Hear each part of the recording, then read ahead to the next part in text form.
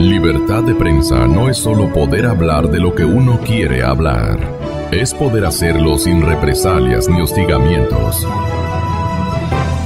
¿Qué le preocupa más de todo esto, exministro Robalino, desde el lado económico y desde el lado político, de política internacional, naturalmente? ¿Podríamos llegar a una colisión entre pobres y ricos, una especie de odiosidades racistas? En fin, ¿cuántos peligros podrían venir al escenario del planeta? Gracias por la invitación, querido amigo, gracias.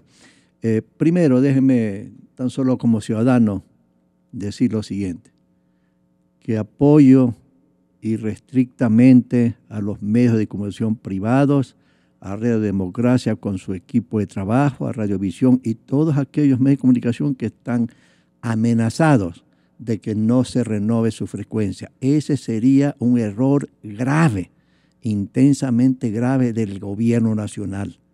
Y ojalá el presidente en persona se dé cuenta que no puede avanzar por ese lado para no renovar frecuencias ni a Radio Democracia, ni a Radiovisión, ni a nadie, ¿sí? Porque están cumpliendo en forma eficiente y honesta su papel. ¿De qué? De periodistas y medios de comunicación independientes, que no son enemigos del gobierno, sino que cumplen una función que nos satisface a los ciudadanos como mi persona. Quería primero decir eso, Gonzalo, ¿sí? Bien, fíjese. Muchas gracias. Segundo, el nuevo presidente de los Estados Unidos tiene un esquema que responde y que va a implementar una serie de cosas de lo que decía en campaña y que también aparece en un libro último que él escribió. Fíjese, la economía americana terminó el año pasado con 1.6% de crecimiento real. El déficit fiscal creo que está en 3.2%, el déficit en cuenta corriente cerca del 3%, 2.6, 2.8%. La inflación mucho menos de 2%, creo que 1.5, 1.6%. Y el desempleo sencillamente está pues en menos del 5%, 4.7, 4.8%. Y esta situación macroeconómica, naturalmente yo diría que es gracias a toda la política monetaria y fiscal que practicó el expresidente Obama, que con su equipo en tesorería y en la Reserva Federal de Estados Unidos lograron evitar que en Estados Unidos y en Europa y en el mundo se dé una segunda depresión parecida a 1929-30. Ese es uno de los legados que deja el expresidente Obama de su gestión de 8 años. Ahora, esta situación yo diría para el señor Trump, el nuevo presidente, es insatisfactorio. Él cree que la economía americana tiene que crecer mucho más, aprovechar las potencialidades que tiene. Y en función de eso va a utilizar una serie de instrumentos y de políticas como la política fiscal y la política monetaria, luego la política de comercio exterior y la política petrolera, ¿sí? Y me explico. Yo veo que lo que se va a producir en materia de política de expansión es, primero, aumentar el gasto público en 2 grandes áreas. Primero, un programa de infraestructura física masiva, ¿no? Para crear empleo, crear demanda agregada, etcétera, y darle a la economía americana mucho más fortaleza de lo que ha tenido en estos años, y para que el empleo crezca mucho más, ¿sí? El segundo es asignar recursos para fortalecer el poder militar de los Estados Unidos, que es, hoy por hoy, sigue siendo la potencia número 1 en economía, en finanzas y en materia militar.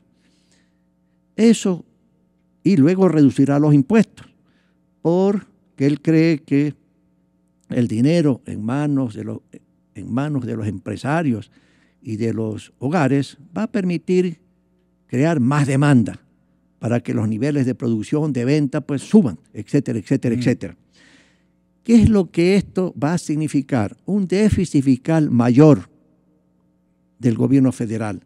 Y esto va a implicar una presión sobre la estructura de precios que va a pasar de la meta que tiene la Reserva Federal de los Estados Unidos, que si mal no recuerdo es 2%. Esto obligará a la Reserva Federal, que es el Banco Central de Estados Unidos, a tomar decisiones para aumentar la tasa de interés más rápidamente de lo que había programado, ¿sí? Entonces se presentarán aquí dos fenómenos. Primero, tasas de interés más altas en Estados Unidos y en el mundo, y ahí entre Ecuador, ¿verdad? Con ese efecto para el endeudamiento futuro. Segundo, la apreciación adicional de la moneda norteamericana, y nosotros estamos dolarizados.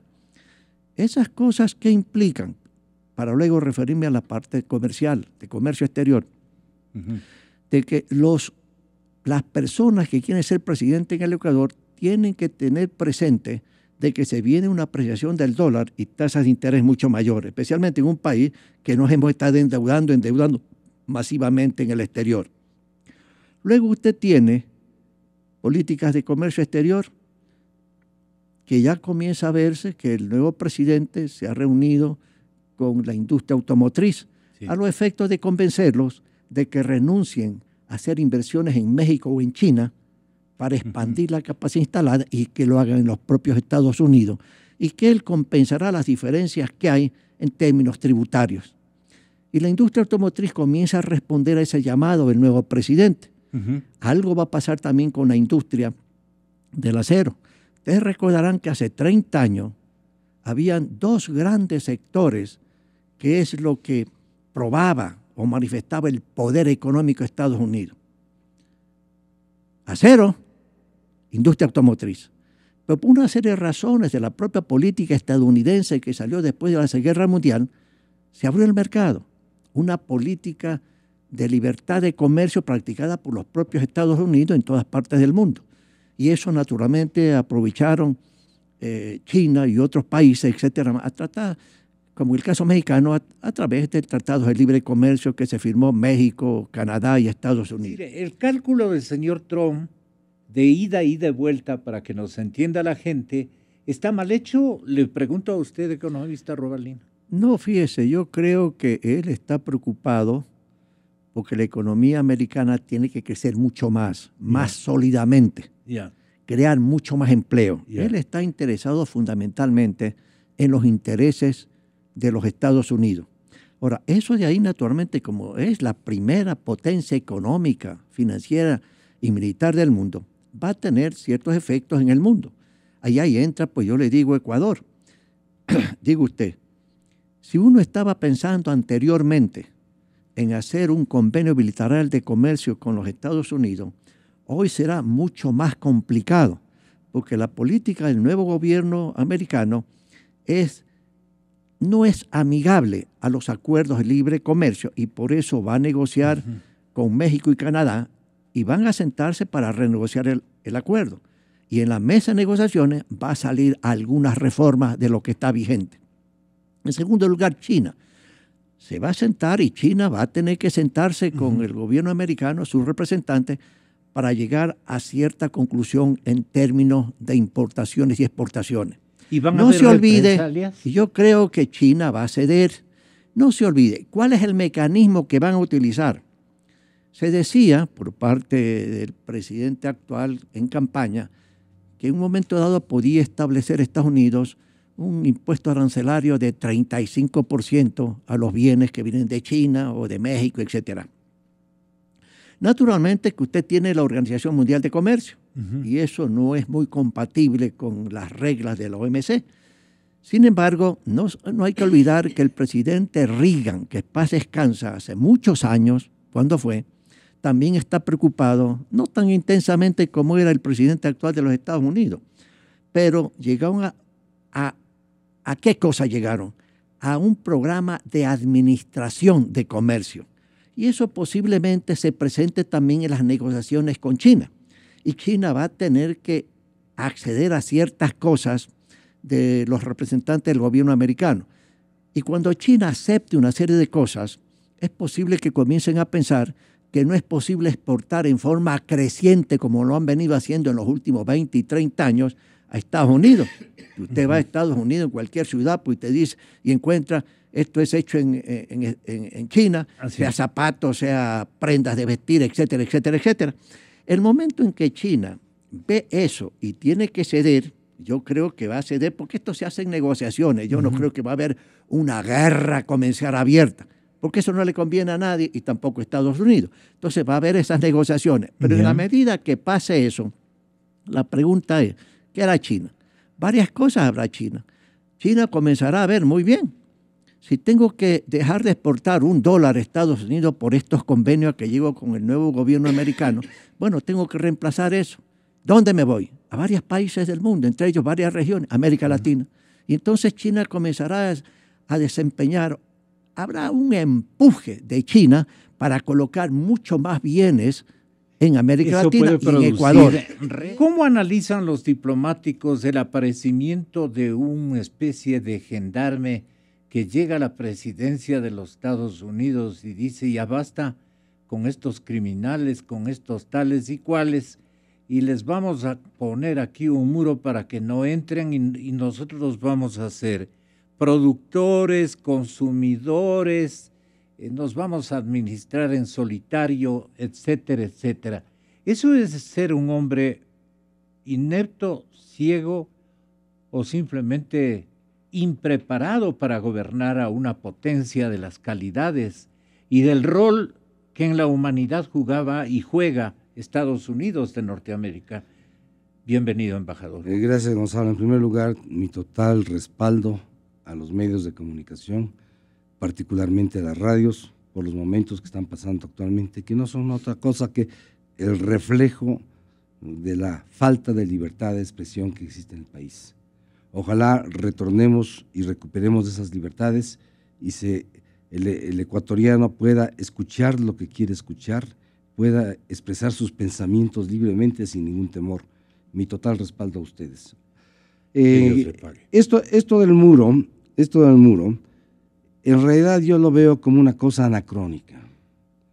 Ya pensamos que se había superado aquellas expresiones que eran realidad, la cortina de hierro, el muro de bambú, el muro de Berlín, que la humanidad había entendido que todos los seres humanos somos iguales y que hay que respetarlos. Obviamente que hay restricciones para moverse de un país a otro, pero restricciones que tienen que respetar los derechos humanos fundamentales de las personas.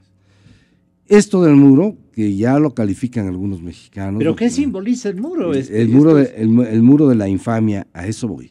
El muro de la infamia nos está enviando un mensaje muy claro. Estados Unidos se está cerrando, Estados Unidos va a prescindir a partir del Río Grande hacia el sur, va a prescindir de los países latinoamericanos. No le va a importar, sino que hemos vuelto a los tiempos de inicios del siglo XX, del Big Stick, del gran garrote. Es decir, ahora hay métodos no tan dramáticos como en esa época. Porque esto del muro, obviamente el país que más perjudicado es México, porque hay que unir las dos cosas. El muro no viene solo. La segunda parte es la denuncia del Tratado de Libre Comercio entre Canadá, Estados Unidos y México.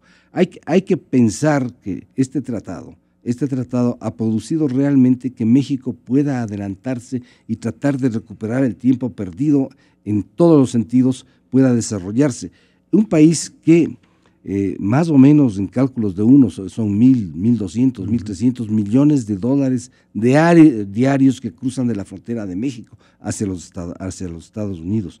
Se habla de que 300,000 vehículos diarios pasan a través de las fronteras mexicanas. No, son 3.142 kilómetros, ya en 1.000 kilómetros ya hay un muro.